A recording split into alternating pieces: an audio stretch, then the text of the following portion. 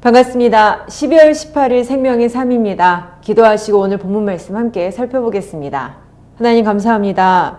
오늘 또한 주님께서 허락하신 이 생명을 가지고 주님 은혜 가운데 오늘 하루를 살아가게 하심을 감사합니다. 또한 주님의 특별한 은혜 가운데 이 말씀 가운데로 인도해 주셔서 주님의 음성 또한 듣게 하시니 감사합니다. 이 시간 들려지는 그 말씀을 가지고 우리가 살아가는 모든 삶의 지혜를 얻는 귀한 시간 되게 해 주시옵고, 각 자리, 각 시간 가운데 모인 우리들을 마음 열어주시고 주님께서 친히 이 마음을 주장하여 주셔서 이 시간 주께 직접 은혜를 받는 귀한 시간 되게 해 주시옵소서. 이 모든 말씀 살아계신 주 예수 그리스도의 이름으로 기도드립니다. 아멘. 어제 본문에 의하면 젊은 엘리후는 자신이 하나님을 대신하여 드릴 말씀이 있다고 했습니다.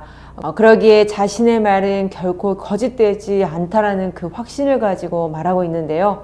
이어 오늘 이 엘리후는 욥이 회개하지 않아 악인의 벌을 받고 있다고 합니다.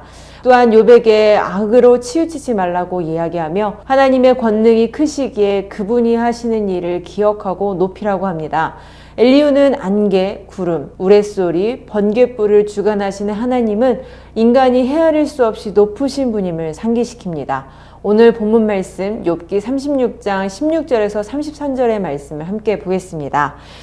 그러므로 하나님이 그대를 환난에서 이끌어내사 좁지 않고 넉넉한 곳으로 옮기려 하셨은즉 무릇 그대의 상에는 기름진 것이 놓이리라. 이제는 악인의 받을 벌이 그대에게 가득하였고 심판과 정의가 그대를 잡았나니 그대는 분노하지 않도록 조심하며 많은 뇌물이 그대를 그릇된 길로 가게 할까 조심하라. 그대의 부르짖음이나 그대의 능력이 어찌 능히 그대가 공고한 가운데에서 그대를 유익하게 하겠느냐. 그대는 밤을 사모하지 말라. 인생들이 밤에 그들이 있는 곳에서 끌려가리라. 삼가 악으로 치우치지 말라. 그대가 환난보다 이것을 택하였느니라. 하나님은 그의 권능으로 높이 계시나니 누가 그같이 교훈을 베풀겠느냐. 누가 그를 위하여 그의 길을 정하였느냐. 누가 말하기를 주께서 불의를 행하셨나이다 할 수 있으랴.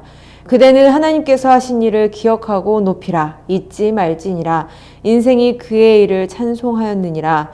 그의 일을 모든 사람이 우러러 보나니 먼 데서도 보느니라. 하나님은 높으시니 우리가 그를 알 수 없고 그의 횟수를 헤아릴 수 없느니라. 그가 물방울을 가늘게 하시며 빗방울이 증발하여 안개가 되게 하시도다. 그것이 구름에서 내려 많은 사람에게 쏟아지느니라. 겹겹이 쌓인 구름과 그의 장막의 우레소리를 누가 능히 깨달으랴. 보라, 그가 번갯불을 자기의 사면에 펼치시며 바다 밑까지 비치시고 이런 것들로 만민을 심판하시며 음식을 풍성하게 주시느니라. 그가 번갯불을 명령하사 관역을 치시도다. 그의 우레가 다가오는 풍우를 알려주니 가축들도 그 다가옴을 아느니라. 아멘.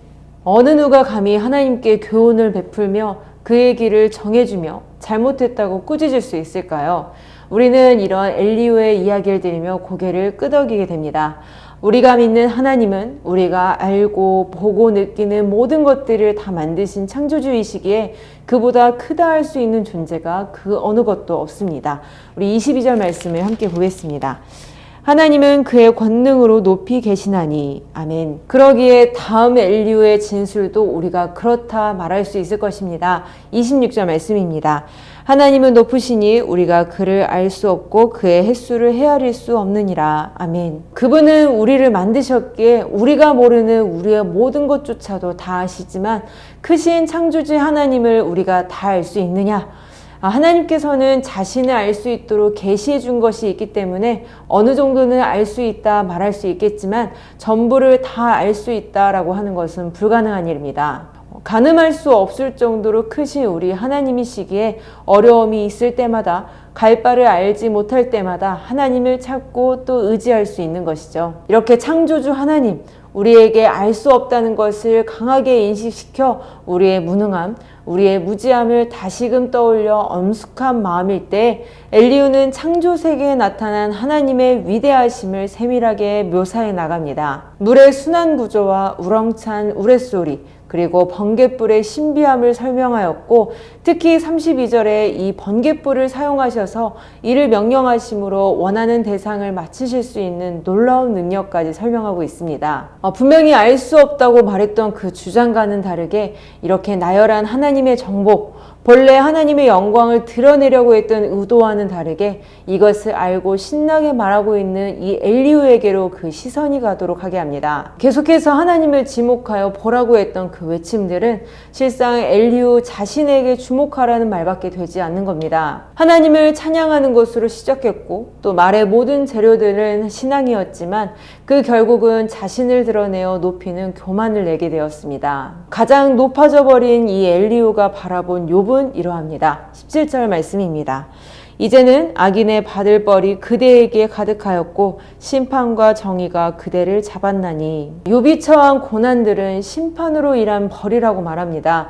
위풍당당하게 이들에게 나와 새로운 논리로 말하겠다는 것과는 다르게 친구들의 발언들을 벗어나지 못하고 있습니다. 앞서 이야기했던 새 친구들의 주장과 같이 악을 범한 죄 때문에 결국 이 큰 벌을 받게 된 것임을 다시 언급하고 있죠. 이어 욥에게 충고하기론 18절에 분노하지 않도록 조심하며 많은 뇌물이 그대를 그릇된 길로 가게 할까 조심히 할 것. 욥이 고통을 이기지 못하고 밤과 죽음을 사모했던 그 말들을 기억하여 이 20절에 밤을 사모하지 말라. 악인이라면 그 밤은 심판밖에 없기 때문입니다. 21절에 지금까지 악을 선택해왔듯 악으로 치우치지 말라. 계속해서 욥을 악인으로 정죄하며 남은 이야기들을 이어갑니다. 다시 한번 기억해봐야 할 것은 욥은 한날 한시에 모든 자녀들을 잃었습니다. 더 나아가 자신도 죽게 되었습니다. 어떠한 위로의 말로도 부족할 이 말도 안 되는 고난 가운데인 이 사람에게 그 자녀가 죽게 된 그 사건의 원인이 당신이 지은 그 죄 때문이니 회개하라. 이렇게 말할 수 있을까요? 계속해서 언급되고 있지만 정말 진심 어린 권면을 원한다면 상대의 사연을 충분히 이해한 다음 그 상처에 마음이 동하고 진심으로 돕고 싶을 때 가장 최종적으로 해주어도 늦지 않습니다. 이것이 너무 아름다운 지혜자의 모습이죠. 그러나 엘리후의 경우 자신의 의로움에 심취하여 상대가 얼마나 큰 괴로움에 처해 있는지 그 제대로 된 감각을 느끼지 못하고 찌르기만 하는 이 안타까운 상황들을 반복해서 보게 됩니다. 엘리후가 심취하여 하나님의 모든 일하심을 꿰뚫어 이야기하는 것 같이 보이지만 그 뜻과 방법이 무엇인지 엘리후도 잘 알지 못했습니다. 회개하여 돌아오면 이 16절에 풍성한 음식을 채워주실 것이라는 말을 통하여 고난은 악인의 결과라고 고정적으로 생각했다는 것을 알 수 있죠. 이 또한 계속해서 언급되지만 당하는 이 환난, 범죄한 죄악이나 불의 때문만은 아닙니다. 또한 하나님께서는 이 악인과 의인에게 똑같이 햇빛과 단비를 내려주신다는 점을 간과했다는 점에서 엘리후의 진술은 한계가 있습니다. 하나님에 대하여 한참 오해하였습니다. 심지어 이방신 바알에게 기대할 법한 이야기들을 감히 하나님께 대입하여 생각한 이것을 절대 지혜 있다 말할 수 없을 겁니다. 많은 것을 알고 경험한 이 전문가들은 오히려 말을 아끼는데 이제 갓 입문한 사람들이 마치 많은 지식을 갖고 있는 양 많은 말을 하는 경우 참 많이 있습니다. 엘리후와 욥의 경우를 이와 같다 말할 수 있을 겁니다. 내가 처한 상황과는 다른 교훈적 충고를 들을 때 어떤 마음이 드나요? 각자 자신이 지혜 있다며 상대를 고려하지 않는 상태에서 자신의 주장을 힘있게 세우며 여러 말들을 주장하지만 이러한 이야기들을 통해 진정한 지혜란 자신의 한계를 분명히 알고 인정하고 고백하는 것, 또 상대의 형편을 들어주고 위로하고 격려하는 것, 이것임을 우리가 알게 됩니다. 엘리후의 모습에 경계하며 또한 욥의 모습에 도전을 받으며 진정한 지혜자의 길로 나아가는 우리 모든 더운 사랑의 교회 성도님들 되시길 주님의 이름으로 축복합니다. 한절 묵상입니다. 세상은 끈기 있게 노력하면 무엇이든 될 수 있고 어떤 문제든 이겨낼 수 있다고 말합니다. 불가능한 것은 없다고 격려합니다. 하지만 지혜로운 사람은 자신의 한계를 겸손히 인정합니다. 고난 앞에서 스스로 건져낼 수 없는 전적으로 무능력한 존재임을 고백합니다. 고난의 때에 붙잡아야 할 것은 우리의 능력이 아니라 하나님의 권능과 긍휼입니다. 고난을 하나님께 맡기면 고난은 하나님의 영광을 드러내는 좋은 기회가 됩니다.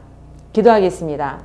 하나님 감사합니다. 이렇게 무능하고 무지한 우리들을 부르셔서 가장 존귀하게 대하시고 가장 빛나는 빛과 소금으로 사용하여 주심을 아버지 감사합니다. 진정한 지혜자가 어떤 존재인지를 생각해보는 이 시간이 된 줄 믿습니다. 우리에게 능력과 지혜가 없지만 지혜의 근본이신 하나님과 함께 하시니 주님의 그 지혜로 말미암아 주님의 그 능력으로 말미암아 가장 뛰어난 지혜와 능력으로 이 모든 날들을 승리하며 나아가게 하실 줄 아버지 믿습니다. 우리와 함께 하시는 하나님만을 의지합니다. 주님만 바라보며 주께서 하시는 그 말씀에 순종하며 나아갈 수 있는 우리 되게 하옵소서. 이 모든 말씀 살아계신 주 예수 그리스도의 이름으로 기도드립니다. 아멘.